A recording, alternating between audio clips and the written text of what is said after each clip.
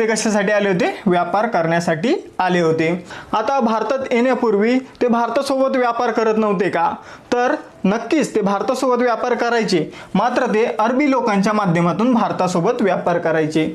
आणि तो व्यापार कसा चालायचा? अरबी लोक भारतामधून वस्तू विकत घ्यायचे आणि ते युरोपमध्ये त्या वस्तू विकायचे आणि अरबी लोक काय करायचे? बक्कळ नफा कमवायचे।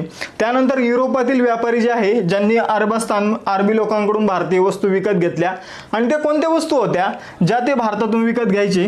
तर त्यामध्ये कापड, इलायची, मसाले या वस्तूंचा समावेश होता।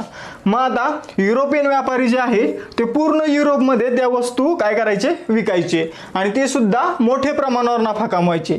सर्वात जास्त नफा तर युरोपियन व्यापारीच कमवायचे, त्यानंतर अरबी लोक कमवायचे। तर मित्रांनो, अशा प्रकारे हे सर्व काही व्यवस्थितपणे चालू होतं। कधीपर्यंत? 1453 पर्यंत।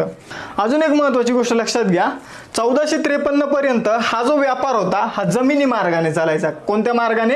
जमिनी मार्गाने चालायचा। आता 1453 नंतर असं काय झालं? 1453 मध्ये असं काय झालं की युरोपियन लोकांना भारतात येणं भाग पडलं। तर नीट लक्षात घ्या, 1453 मध्ये एक साम्राज्य अस्तित्वात होतं, त्याचं नाव आहे बायझंटाईन। आणि हे साम्राज्य कुठे अस्तित्वात होतं?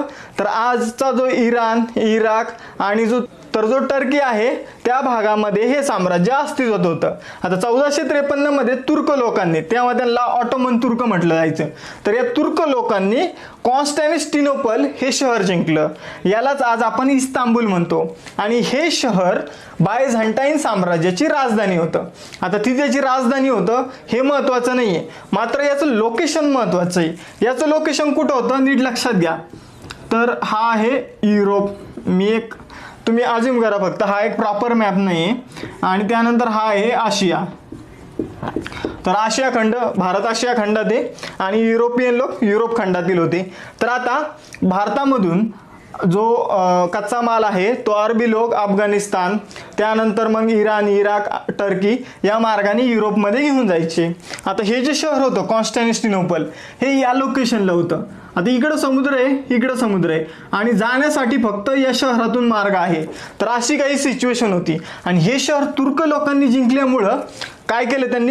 त्यांनी व्यापारावर बंदी आणली। हे शहर जिंकून त्यांनी भारतामध्ये आणि युरोपमध्ये, त्याचबरोबर आशियासोबत जो व्यापार चालायचा त्यावर त्या तुर्क लोकांनी बंदी आणली आणि आता भारताचा आणि युरोपियन लोकांचा व्यापार बंद झाला।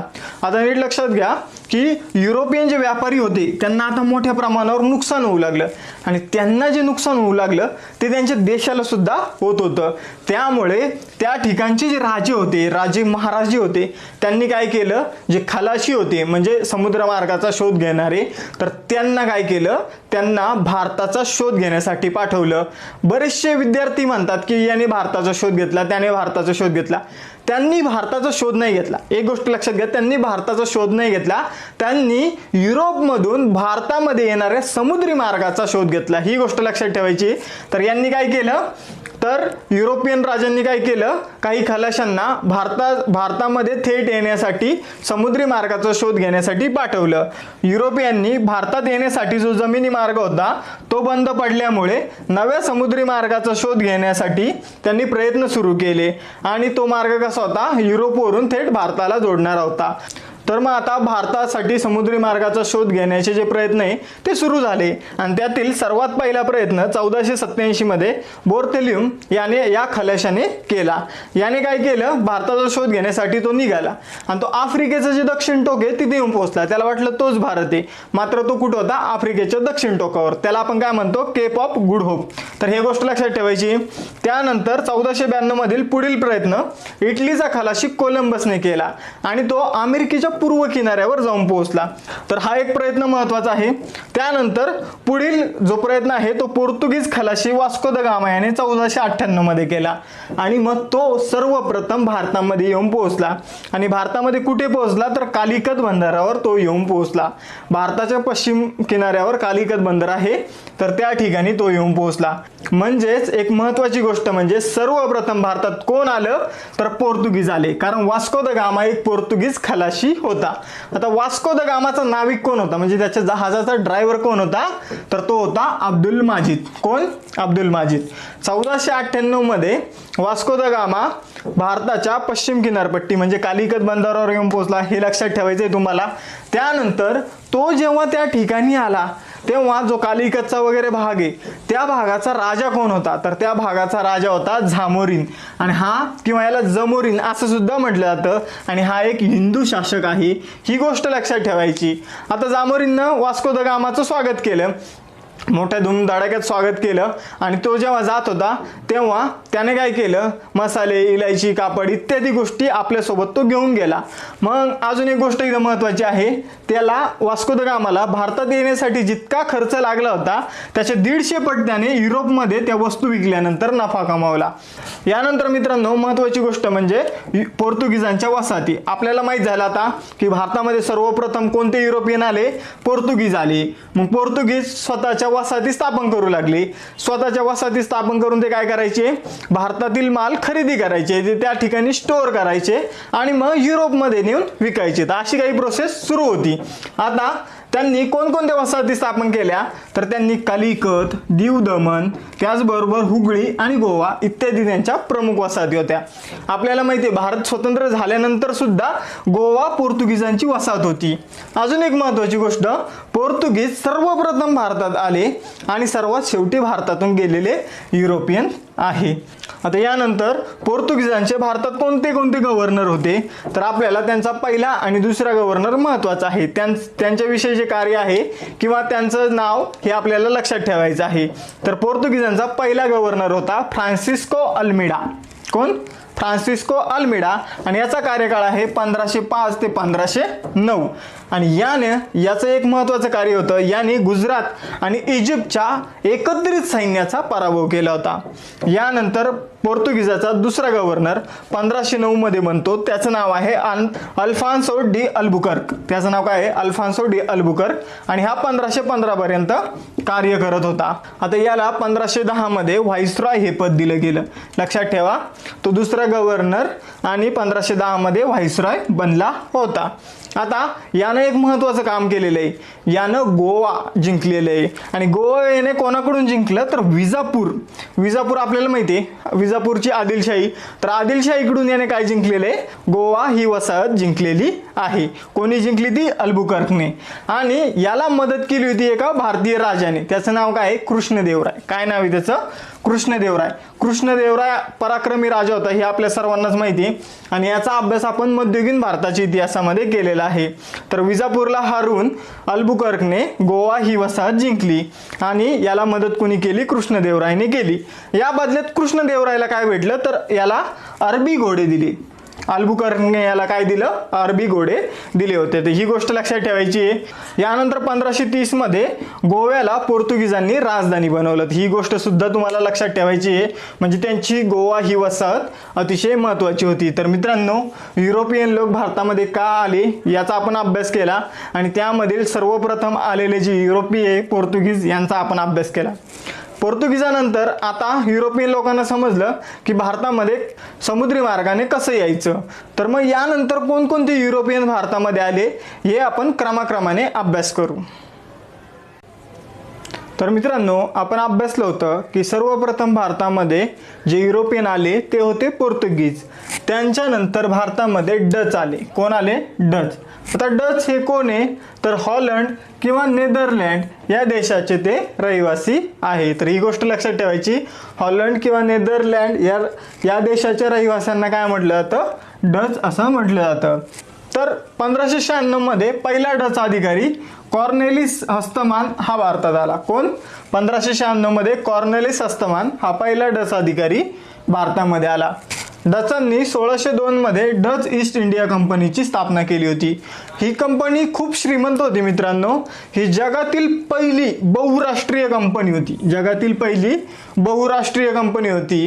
आणि या कंपनीला म्हणजे सरकारने काय केलं, नेदरलँडच्या सरकारने या कंपनीला 21 वर्ष जो आशिया खंड आहे त्यामध्ये 21 वर्ष व्यापार करण्याची परवानगी दिली. कोणत्या कंपनीला? डच ईस्ट इंडिया कंपनीला. यानंतर अजून एक हिच्याविषयी महत्त्वाची गोष्ट ही जगातील अशा कंपन्यांमधील एक पहिली कंपनी होती जी स्वतःचे रोखे विकत होती, म्हणजे शेअर्स विकत होती.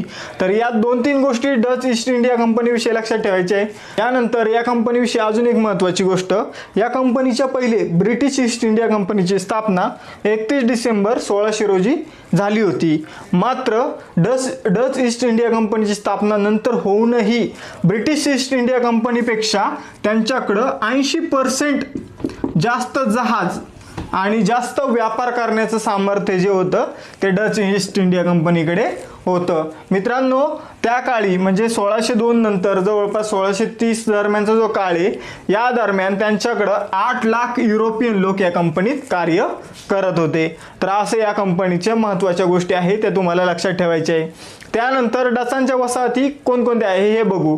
तर डचांचं जे प्रमुख मुख्यालय आहे ते आहे पुलिकत. कोणतं प्रमुख मुख्यालय कोणतं आहे? पुलिकत. त्यानंतर मसुलीपट्टणम, त्यानंतर नागपट्टणम. पुलिकत नंतर त्यांनी स्वतःचं मुख्यालय नागपट्टणम येथे शिफ्ट केलं होतं. त्यानंतर तिसरं आहे सुरत, त्यानंतर भडोच, त्यानंतर कासिम बाजार, त्यानंतर तमिळनाडू आणि कोचीन, हे इत्यादी त्यांच्या महत्त्वाच्या वसाहती होत्या. त्यानंतर इंग्रजांनी त्यांना 1759 मध्ये बेद्राच्या युद्धात हरवलं होतं. कुणाला? डचांना. आणि तेथे त्यांचा भारतातील शेवट झाला होता. यानंतर आपण इंग्रजांचा अभ्यास करणार आहोत. तर डचानंतर इंग्रज हे युरोपियन लोक भारतात आले आणि इंग्रजांविषयी आपल्या सर्वांनाच व्यवस्थितपणे सर्व काही माहीत आहे. तर मित्रांनो, डचानंतर इंग्रज हे भारतामध्ये आले होते. तर डचानंतर भारतामध्ये येणारे युरोपियन कोण आहे? तर ते आहे इंग्रज. आणि ब्रिटिश ईस्ट इंडिया कंपनीची स्थापना 31 डिसेंबर 1600 रोजी करण्यात आली होती. आता हिची स्थापना केल्यानंतर हिची स्थापना कशासाठी करण्यात आली होती? तर पूर्वेकडे म्हणजे आशिया खंडाकडे व्यापार करण्यासाठी. मग आता व्यापार करण्यासाठी हिची स्थापना करण्यात आली. मग भारतासोबत यांना व्यापार करायचा होता. मग यांनी राल्फ फिंच नावाचा एक अधिकारी भारतामध्ये पाठवला आणि तो अकबरच्या दरबारात गेला. त्यानंतर व्यापाराची परमिशन मिळवण्यासाठी 1608 मध्ये कॅप्टन हॉकिन्स आणि विलियम फिंच, तर हे 2 व्यक्ती जहांगीरच्या दरबारात आले आणि त्यांनी व्यापाराची परमिशन मागितली, पण त्यांना जहांगीरने व्यापाराची परवानगी दिली नाही. त्यानंतर 1612 मध्ये जहांगीरच्या दरबारामध्ये ब्रिटनच्या राणीचा राजदूत सर थॉमस रो आला आणि तेव्हा जहांगीरने त्यांना परवानगी दिली. आता आपल्याला ब्रिटिशांच्या वसाहती अभ्यासणं महत्त्वाचं आहे आणि त्या क्रमाने अभ्यासणं महत्त्वाचं आहे. तर मी जे काही गोष्टी महत्त्वाच्या सांगतोय त्यावर प्रश्न येऊन गेलेले आहे. तर ब्रिटिशांची पहिली जी वसाहत आहे ती आहे सुरत आणि हिची स्थापना 1612 मध्ये त्यांनी केली होती. त्यानंतर त्यांची दुसरी वसाहत आहे मद्रास, तिची स्थापना त्यांनी 1639 मध्ये केली होती. त्यानंतर त्यांची तिसरी वसाहत आहे मुंबई, हिची स्थापना त्यांनी 1661 मध्ये केली होती. आणि त्यांची शेवटची आणि एक महत्त्वाची वसाहत आहे कलकत्ता, तिची स्थापना त्यांनी 1690 मध्ये केली होती. तर तुम्हाला हा क्रम लक्षात ठेवायचा आहे: सुरत, मद्रास, मुंबई, कलकत्ता.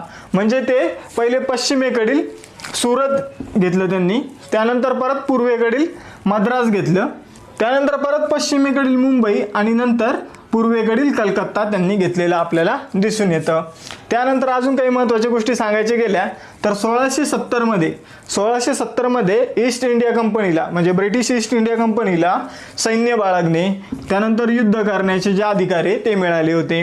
त्यानंतर 1759 मध्ये त्यांनी डचाला आणि 1760 मध्ये त्यांनी फ्रेंचांना हरवलं होतं. 1759 मध्ये कुणाला? डचांना, ज्यांच्याविषयी आपण आत्ताच जाणून घेतलेलं आहे. आणि पुढे आपण फ्रेंचांविषयी जाणून घेणार आहे. तर त्यांनी 1760च्या वनदिवसच्या लढाईमध्ये भारतामधील जी स्पर्धा होती राज्य करण्याची त्या स्पर्धेमधून बाद केलेला आहे.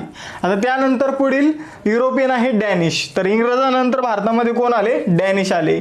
1616 मध्ये डॅनिश ईस्ट इंडिया कंपनीची स्थापना करण्यात आली आणि डॅनिश लोक डेन्मार्कचे रहिवासी आहे. डेन्मार्क हा एक देश आहे, त्याचे हे रहिवासी आहे. यांचं एक महत्त्वाचं वैशिष्ट्य म्हणजे यांनी राजकारणामध्ये हस्तक्षेप केला नाही.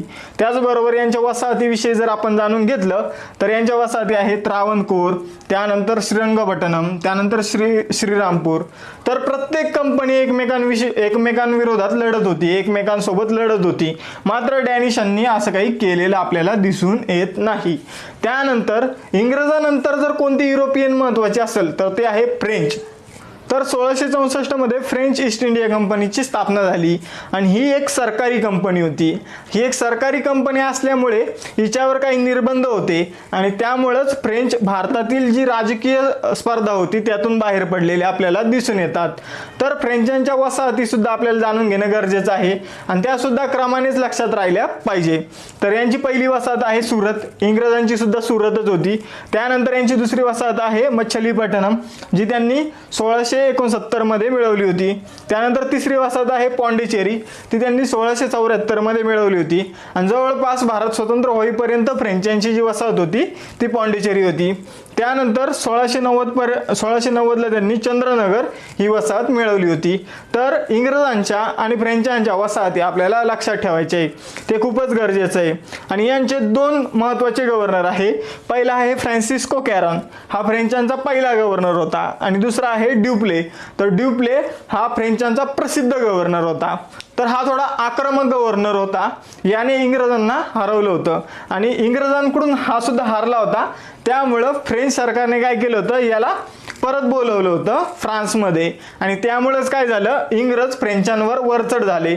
त्यांचा जो मास्टर माइंड होता ड्युप्ले, हा फ्रान्समध्ये गेल्यानंतर इंग्रजांनी फ्रेंचांना हरवलं आणि शेवटची जी लढाई झाली होती ती लढाई 2 दिवसची लढाई म्हणून ओळखली जाते आणि ती लढाई 1760 मध्ये झाली होती.